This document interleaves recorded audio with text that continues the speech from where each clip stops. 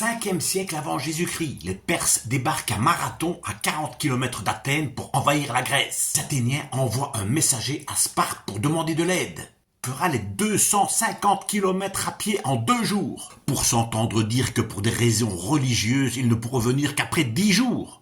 Tant pis, les Athéniens se battront seuls. Ils sont en infériorité numérique mais se battent si bien qu'ils rejettent les Perses à la mer. Le frère d'Échille, le grand dramaturge, était dans la bataille et il retient un bateau perse de la main droite. On la lui coupe. Qu'à cela me tienne, il le retient de la main gauche. On lui coupe aussi.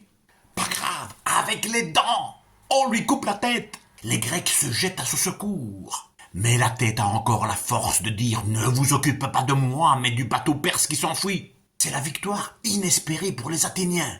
Ils envoient immédiatement un messager prévenir Athènes qu'ils sont victorieux. Celui-ci mourra d'épuisement après les 40 km de course en délivrant son message.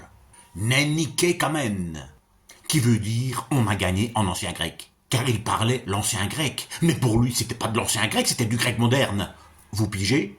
Quand on a ressuscité les Jeux Olympiques en 1896 à Athènes, une course de grand fond a été créée, partant de Marathon pour arriver à Athènes, à 40 km de là. Et les paysans grecs, voyant ces gentlemen courir à travers champs, se disaient « S'il n'y a que le premier qui gagne, les autres, pourquoi courent-ils »